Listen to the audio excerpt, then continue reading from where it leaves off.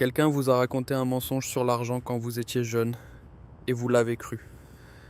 Non pas parce qu'on a essayé de vous tromper, mais parce que cette personne pensait vraiment qu'elle aidait. C'était peut-être un parent qui a appris des choses sur l'argent à une époque économique totalement différente. C'était peut-être un enseignant qui n'a lui-même jamais vraiment bâti de patrimoine. C'était peut-être un expert financier à la télévision qui gagne sa vie, en vous maintenant dans la peur et la confusion plutôt qu'en vous informant et en vous donnant les moyens d'agir. Ces mensonges sont répétés si souvent qu'ils commencent à ressembler à la vérité. Ils sont transmis de génération en génération comme des héritages familiaux, sauf qu'au lieu de bâtir de la richesse, ils la détruisent.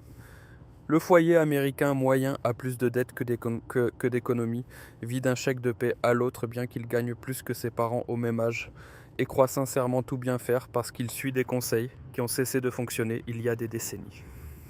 Je vais révéler 7 des mensonges financiers les plus destructeurs qui vous maintiennent dans la précarité. Et je vais vous dire, c'est ce qui fonctionne réellement en 2026. Certaines de ces choses contrediront tout ce qu'on vous a enseigné. Certaines vous mettront mal à l'aise. Mais si vous mettez en œuvre ne serait-ce que la moitié de ce que je vais partager avec vous, vous serez financièrement plus avancé que la plupart des gens ne le seront jamais. Commençons par le plus gros mensonge de tous. Mensonge financier numéro 1. Si vous n'achetez pas de maison, vous jetez l'argent par les fenêtres.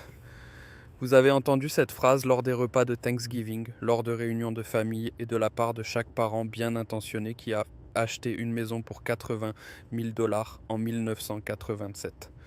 Le loyer est de l'argent gaspillé. Vous remboursez l'hypothèque de votre propriétaire. Au moins, vous vous constituez un capital quand vous achetez. Ces phrases mondées sont si profondément ancrées dans la culture américaine qu'il semble presque antipatriotique de les remettre en question. Mais voici ce que personne ne vous dit sur les 20 premières années de votre hypothèque de 30 ans. Vous payez plus d'intérêts que vous ne remboursez pour la maison elle-même. Regardez simplement un tableau d'amortissement. Dans les premières années d'une hypothèque typique, la grande majorité de votre mensualité va directement à la banque sous forme d'intérêts et non dans la constitution de votre capital. Alors que les gens parlent de bâtir un patrimoine grâce à la propriété immobilière, au cours des 2 premières décennies, ils ne font principalement rien d'autre que de payer la banque. Les chiffres en 2026 rendent cela encore plus évident. Selon une analyse récente de LendingTree, les propriétaires avec une hypothèque paient en moyenne 37% de plus par mois que les locataires. Le loyer mensuel médian en 2024 était d'environ 1 427 $, contre plus de 2 350 $ pour les maisons avec hypothèque. Cet écart s'est creusé et non réduit.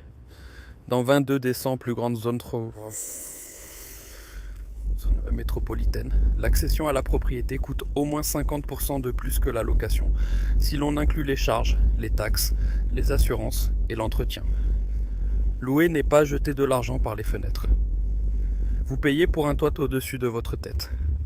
La flexibilité de déménager pour de meilleures opportunités et pour que quelqu'un d'autre s'occupe de l'urgence de plomberie à 2 heures du matin. Si quelque chose casse dans une location, vous appelez quelqu'un. Si quelque chose casse dans une maison qui vous appartient, vous signez un chèque. Maintenant, je ne dis pas que l'achat d'une maison est toujours une erreur.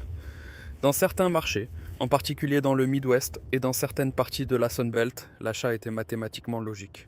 Des villes comme Pittsburgh, Cleveland, Détroit et Chicago montrent des avantages clairs pour les acheteurs lorsqu'on effectue l'analyse complète. Et il existe des raisons non financières de posséder une maison. La stabilité, la personnalisation, la satisfaction psychologique de la propriété.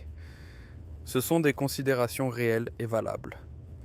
Mais l'affirmation péremptoire que louer et jeter l'argent par les fenêtres est mathématiquement jeter l'argent par les fenêtres est mathématiquement faux dans la plupart des grandes villes américaines. Faux dans la plupart des grandes villes américaines en ce moment. L'affirmation la plus juste en ce moment. L'affirmation la plus juste serait que beaucoup de propriétaires sont jetés l'argent par les fenêtres pour les intérêts. Jeter l'argent par les fenêtres pour les intérêts, les taxes foncières, l'entretien et les taxes foncières, l'entretien et les assurances, tout en se persuadant qu'ils construisent un patrimoine. Faites les calculs pour votre situation spécifique. Calculez le coût total de la propriété, y compris les intérêts, les taxes, les assurances, l'entretien et le coût d'opportunité de votre apport personnel, qui est bloqué dans le capital de la maison au lieu d'être investi ailleurs. Comparez cela ensuite à ce que vous paieriez en loyer, plus ce que vous gagneriez si vous investissiez la différence. Le résultat pourrait vous surprendre. Mensonge financier numéro 2. Vous devez suivre chaque centime. Les experts financiers adorent vous dire de créer un budget détaillé avec 47 catégories de dépenses différentes. Suivez chaque transaction, enregistrez-la quotidiennement, codez vos dépenses par couleur. Sachez exactement combien vous avez dépensé le mois dernier en ourson, en gélatine, sinon vous ne connaîtrez jamais de succès financier. Alors vous essayez, vous faites vraiment des efforts, vous téléchargez les applications, vous prenez du temps chaque soir pour catégoriser les transactions. Peut-être que vous tenez bon pendant 2 semaines, 3 si vous êtes particulièrement discipliné. Puis la vie s'en mêle. Vous oubliez d'enregistrer quelques achats. Vous prenez du retard. Vous vous sentez comme un raté parce que vous ne pouvez même pas respecter un budget. Mais et si le problème n'était pas votre discipline ? Et si le problème était que la planification budgétaire détaillée est tout simplement la mauvaise stratégie ? Les gens qui réussissent le mieux avec l'argent ne passent pas leur soirée à mettre à jour des tableurs. C'est de l'étroitesse d'esprit. Les personnes les plus prospères mettent en place un système une fois, automatisent tout, puis passent à autre chose dans leur vie. Ils comprennent une vérité fondamentale sur les finances personnelles. L'obsession pour les petites dépenses, tout en ignorant les grandes, est une recette pour rester exactement là où vous êtes. J'ai examiné les finances de milliers de personnes au fil des ans et le schéma est toujours le même. Les gens suivent le prix du café au centime près, mais n'ont aucune idée que leurs frais de logement engloutissent 45% de leurs revenus, alors qu'ils devraient être inférieurs à 30%. Ils se torturent pour savoir s'ils doivent commander une entrée, tout en conduisant une voiture dont les mensualités les ruinent financièrement. Arrêtez de poser des questions à $3 et commencez à poser des questions à 30 000 $. Vos coûts fixes sont-ils inférieurs à 60% de votre revenu net ? Investissez-vous au moins 10%. Avez-vous un fonds d'urgence qui pourrait couvrir 3 à 6 mois de vos dépenses ? Au lieu de traquer chaque centime, utilisez ce que j'appelle un plan de dépenses conscient. Divisez votre revenu en 4 catégories, configurez-le une fois et automatisez tout. Les coûts fixes, y compris le loyer, les charges, les remboursements de dettes, les assurances et l'alimentation devraient représenter 50 à 60% du revenu net. Les investissements devraient représenter au moins 5 à 10%, plus c'est mieux. Configurez-les pour qu'ils soient transférés automatiquement avant même que vous ne voyiez l'argent. L'épargne pour les urgences et des objectifs devrait représenter 5 à 10%, également automatisé. Tout ce qui reste est destiné aux dépenses de pur plaisir que vous pouvez utiliser à votre guise sans avoir à suivre une seule transaction. Ce sont 4 chiffres, pas 47 catégories, pas de séance d'enregistrement nocturne. 4 chiffres, automatisés, vérifiés mensuellement. Les personnes qui bâtissent réellement un patrimoine investissent leur énergie mentale dans l'augmentation de leurs revenus et l'optimisation des dépenses importantes, pas dans la question de savoir si elles ont dépensé 4,50 $ ou 5,25 $ pour un café. Mensonge financier numéro 3. Arrêtez d'acheter du café et vous deviendrez riche. Si vous avez déjà entendu un expert financier dire quelque chose comme « Si seulement vous arrêtiez d'acheter des lattes chaque jour et que vous épargniez ces 5 $, vous auriez 100 000 $ dans 30 ans. » Je veux que vous compreniez ce qui se passe réellement à ce moment-là. Une personne plus âgée, avec des actifs accumulés dans une ère économique totalement différente, utilise un raccourci pratique pour culpabiliser les jeunes au sujet de petits plaisirs, tout en ignorant totalement les défis financiers structurels auxquels ils sont confrontés. Les coûts du logement ont augmenté plus vite que les salaires depuis des décennies. Les frais de santé sont astronomiques. Les dettes de prêts étudiants sont écrasantes. Mais bien sûr, la raison pour laquelle les jeunes n'avancent pas, c'est le café. C'est une analyse paresseuse. Et le résultat principal est que des millions de personnes se promènent en se sentant coupables chaque fois qu'elles s'offrent un petit plaisir, alors que leurs réels problèmes financiers restent non résolus. Laissez-moi être franc. Renoncer au café ne vous rendra pas riche. Je connais beaucoup de gens riches Et aucun d'entre eux n'attribue son succès à une restriction de caféine. Ce qui bâtit réellement la richesse, c'est l'investissement automatique, l'épargne automatique, la génération d'un revenu plus élevé et la prise de bonnes décisions concernant les grosses dépenses comme le logement, le transport et l'éducation. Renoncer au café ne fera qu'une seule chose: vous rendre malheureux chaque matin tout en épargnant un montant qui est essentiellement non pertinent pour vos résultats financiers à long terme. Et soyons honnêtes quant au comportement humain. Vous n'allez pas prendre ces 5 dollars chaque matin pour les investir. Vous allez essayer de vous restreindre pendant 3 jours, vous sentir coupable, abandonné, et acheter quand même le café, tout en vous sentant en plus comme un raté. C'est le pire de tous les résultats possibles. Faisons le calcul de ce qui fait vraiment une différence. Supposons que vous dépensiez 200 dollars par mois en café et en restaurant. Vous supprimez tout, préparez des repas chaque dimanche et apportez votre déjeuner au travail tous les jours pendant 30 ans. Vous économiseriez peut-être 72 000 dollars au cours de votre vie, à condition d'investir réellement tout cet argent de manière constante, ce que presque personne ne fait. Savez-vous ce qui permet également d'économiser 72 000 dollars ou plus?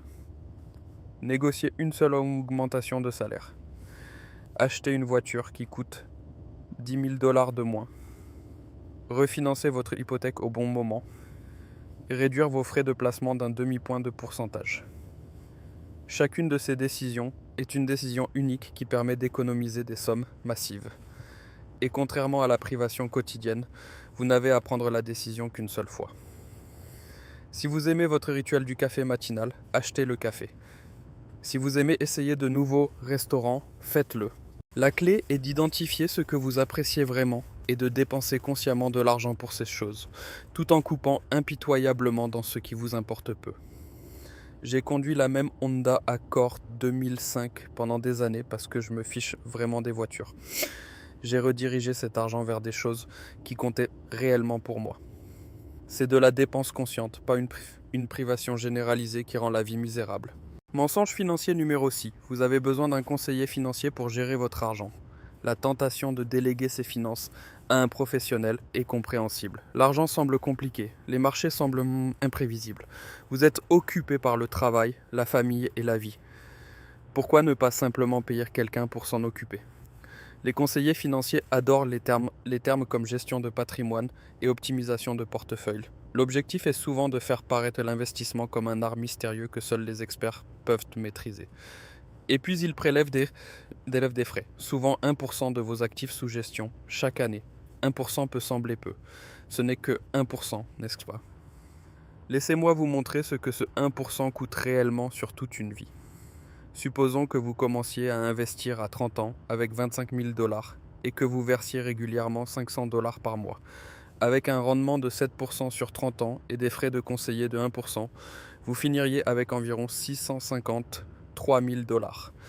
Cela semble plutôt bien, mais si vous investissiez ce même argent dans un fonds indiciel à bas coût qui ne coûte que 0,1% au lieu des 1% de frais de conseiller, vous finiriez avec environ 795 000 dollars. Ce conseiller vient de vous coûter 142 000 dollars. 142 000 dollars pour gérer de l'argent que vous pourriez, dans la plupart des cas, gérer vous-même avec quelques heures de formation. Or, il existe des raisons légitimes d'engager un conseiller financier. Si vous avez une situation vraiment complexe, des beaux enfants causant des complications dans la planification successorale, la propriété d'une entreprise, des actifs importants nécessitant une coordination avec des comptables et des avocats, une aide professionnelle et judicieuse. Mais payez-les avec un forfait fixe ou un taux horaire pour leur expertise, pas avec un pourcentage de vos actifs sous gestion. Vous ne payez pas non plus à votre entraîneur personnel un pourcentage de votre valeur nette. Vous ne payez pas à votre avocat un pourcentage de votre portefeuille pour l'examen de contrat. Pourquoi paieriez-vous votre conseiller financier ainsi? Pour la plupart des gens ayant des situations financières simples, voici ce dont vous avez réellement besoin pour réussir par vous-même. Contribuez à votre plan de retraite 401K, au moins jusqu'au montant de la contribution de l'employeur. C'est littéralement de l'argent gratuit. Profitez pleinement de votre retraite si vous y êtes éligible.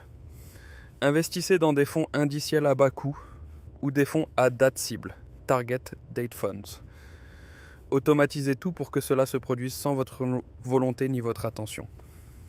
Vérifiez vos allocations 1 ou 2 fois par an, c'est tout. Vous pouvez mettre cela en place en quelques heures avec un peu de recherche de base.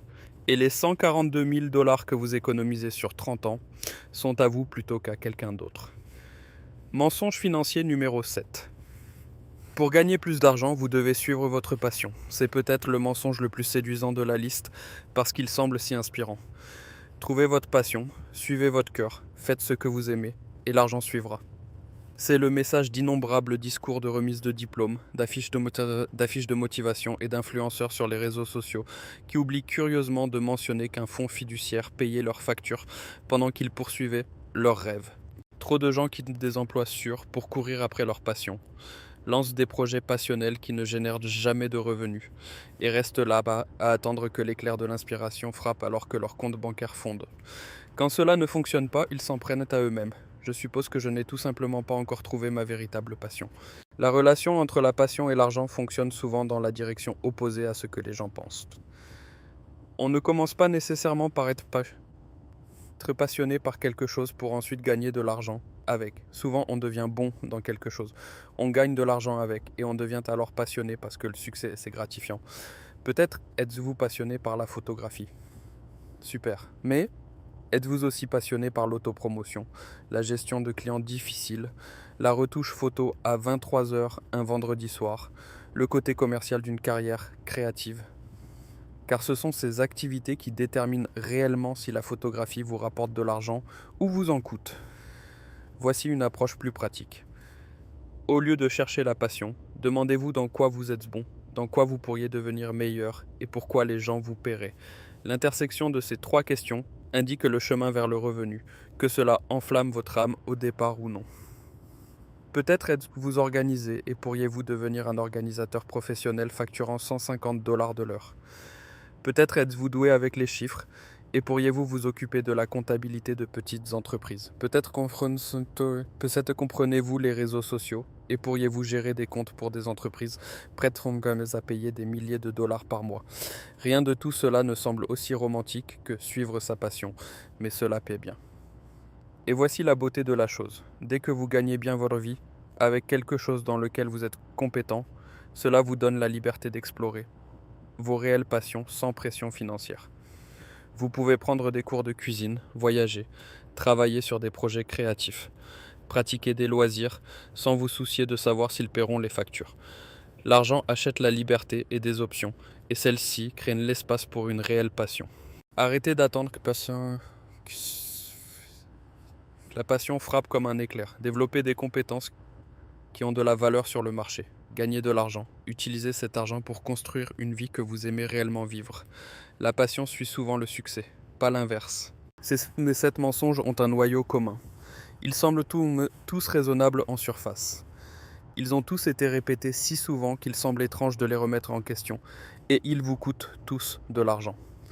Alors, qu'est-ce qui fonctionne réellement? La vérité sur la constitution d'un patrimoine est plus simple que ce que l'industrie financière veut vous faire croire, mais elle nécessite de rejeter les sagesses conventionnelles qui maintiennent la plupart des gens prisonniers. Le logement n'est pas automatiquement un investissement.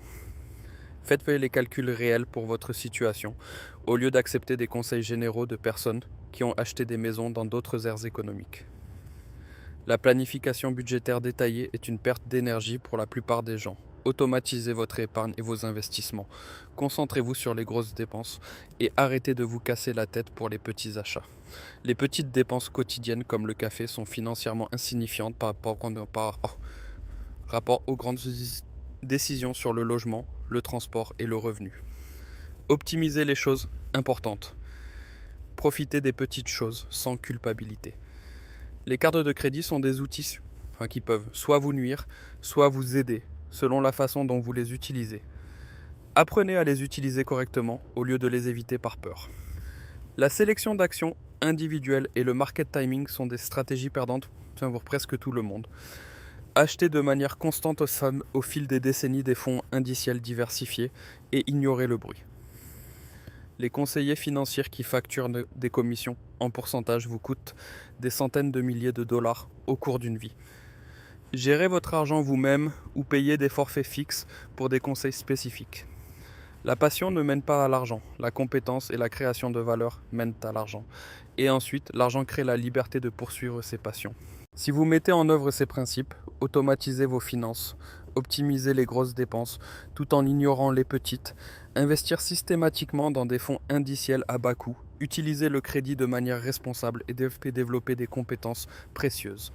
Vous finirez par être plus riche que la grande majorité des gens qui, selon la sagesse conventionnelle, font tout correctement. L'industrie financière profite du fait de rendre l'argent compliqué. Ce n'est pas le cas. Les gens qui vendent de la complexité veulent généralement vous vendre quelque chose. Les bases n'ont pas changé en un siècle. Dépensez moins que ce que vous gagnez.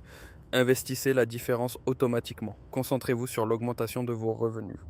Et prenez de bonnes décisions pour les quelques grosses dépenses qui comptent vraiment. Tout le reste n'est que du bruit destiné à vous maintenir anxieux et confus pour que vous achetiez des produits dont vous n'avez pas besoin.